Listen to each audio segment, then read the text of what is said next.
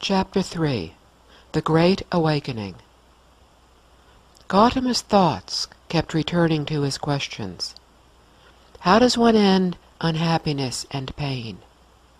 How does one protect loved ones from sickness and death? Indulging oneself in sensual pleasures was certainly not the solution. The traditional beliefs had likewise failed to provide the way to end suffering. Many priests distanced themselves from the pain around them. They sacrificed animals while ignoring the cries of pain and terror as the animals struggled desperately to live. All life, human and animal, was to be protected and cherished. Thus the traditional beliefs were not the answer either. Gautama also understood that his sitting in meditation, as instructed by the two masters, had not enabled him to elevate himself above worldly pain. As soon as he left his contemplative state, he returned to a world of birth, aging, sickness, and death. He had not yet found the way to end them. Extreme disciplines and intense deprivation were also not the answers. It was thought that if one practiced severe austerities, one could achieve rebirth in heaven. But even a lifetime in heaven would end one day, because the heavenly realms are still within the cycle of rebirth. And besides, the unhappiness and pain of those who remained on earth would still continue unabated. Torturing one's body results in the mind being afflicted as well, not in its finding peace. So while the body is not to be indulged, it should not be abused either. It is much wiser to properly care for one's body, so that it is able to carry one along the path to enlightenment. Gautama's ascetic practice, which sought to remove desire, had resolved nothing. Mind and body are not separate. They are intrinsically linked to each other. No, abusing one's body would not help one to find the answer either. After 6 years, Gautama realized, just at the point of death, that what he had achieved in all his practice would only benefit himself temporarily. All around him, humanity was still suffering. Gautama would have to find the way himself. It seemed to lie in a more balanced approach to meditation. He would later use the example of a lute. If the strings of the lute were too tight, the sound would be unpleasant, and the strings would most likely break. If they were too loose, the sound would not be harmonious. The strings needed to be properly tuned to produce a pleasing sound. Just as the beauty of a lute can only reveal itself when the strings are properly tuned, the attainment of serenity can only be found when one's life is well balanced. One needed serenity, as well as compassion and wisdom, to end humanity's pain and unhappiness. Understanding what he needed to do, the once future king sat down on a pile of grass beneath the tree he had often sat under, and slowly assumed a meditation position.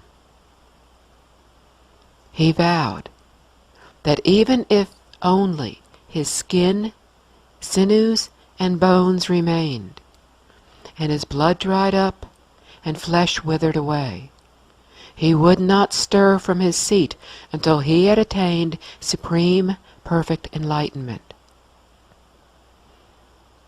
He heard the gentle sounds of birds and insects, and the murmur of the river. He felt a soft breeze against his skin. The air smelled fresh. He lightly closed his eyes. Slowly, the breeze died, and the sounds around him became mere whispers. Perfectly calm on the outside, alert and determined within, he was ready. As he moved with ease deeper into his meditation, Mara came. Mara is all that is negative within us, and arises when we wish to awaken from our seemingly endless sleep. Mara brought forth many demons, including those of egotism, doubt, passion, pride, and ignorance, to destroy Gautama's resolve and attainment. Gautama subdued them all. He moved deeper still into meditation, into a state unfathomable to ordinary beings. As if he was on a high mountain, looking down at every river he had crossed, and every rock he had scaled on the way to reaching the summit, he clearly saw all his past lives. They were joined by a seemingly unbreakable karmic chain that bound him to countless births and rebirths without reward or respite. He moved deeper still into his meditative state and saw formation and cessation. He looked beyond this world to other galaxies throughout the universe and saw worlds take form, exist, and then end. He saw innumerable beings passing through countless lifetimes, still lost, still wandering. He saw the eternal law of cause and effect that governs all worlds, including ours, working in all aspects of our lives. He understood how current actions, speech, thoughts, everything determined the future. Good produces good, evil incurs evil. Causes mature into results that in turn become new causes. Thunder cracked, lightning tore the sky, and rain poured down, soaking Gautama, who remained motionless throughout. He continued his inward quest. He saw that the poisons of greed, anger, arrogance, and doubt are all rooted in our ignorance. With giving, we can let go of greed. With patience, we can dissolve anger. With wisdom, we can sweep away ignorance, arrogance, and doubt. People behave as they do because of past thoughts, words, and actions, but they do not know this. One person will act out of ignorance, while another will react from the same ignorance, and so they become more tightly bound to each other. All humanity, all beings, are bound by that slim, invisible chain that strangles all who do not see. This chain is ignorance, and only the sword of wisdom, which arises when one is selfless, can sever it. When one lets go of ego, one sees that we are all one, that we are all interrelated. Gautama transcended the ordinary levels of consciousness. Finally, he found the answers he had been seeking. They would become the core of his teachings, the Four Noble Truths. Life is suffering. Suffering is caused. Suffering can end. The way to its end lies along the path of discipline, concentration, and wisdom. The black clouds cleared. The thunder and lightning ceased. As he looked up and gazed at the sky, he knew he had found the way to supreme enlightenment. Ignorance leads to craving, craving to rebirth, rebirth to suffering.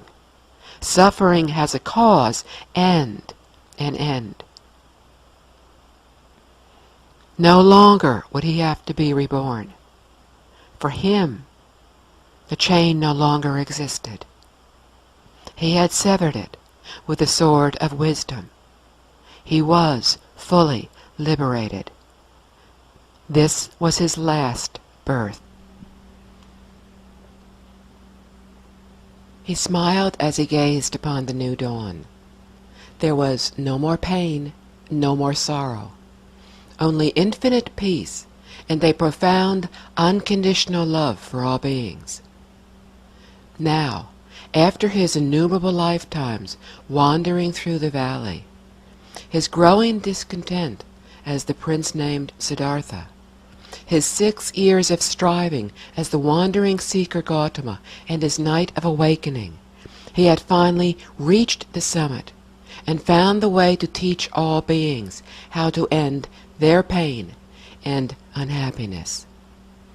He was now Buddha, fully awakened. Gautama remained in the forest for 49 days and thought of how to teach others what he had just experienced. He had finally perceived everything, and in doing so, eliminated the ignorance that bound him. But the rest of humanity was still trapped in ignorance, being able to see only a minute portion of the universe. They were easily misled by misperceptions and personal views. They could not yet truly see. They did not yet realize that everyone has within themselves the same nature that he, the Buddha, has. Today, we still do not truly see. Indeed, every living being has this true nature. Thus, all beings are, by nature, equal. By nature, no human is superior to any animal or any living being. Like Gautama, humanity has the ability to discover the undistorted truth of the universe. If people can discover this truth, they too can liberate themselves. And so it was time to teach what he had learned. He used different methods to teach different people. To teach those who were learned, he used logic and his understanding of the religious teaching. For those who were intuitive, he used images and actions, not speech. For those who were simple, he spoke only a few necessary words. And for those who were suffering, he showed that all beings underwent pain and unhappiness. It was time to leave the peace of the forest.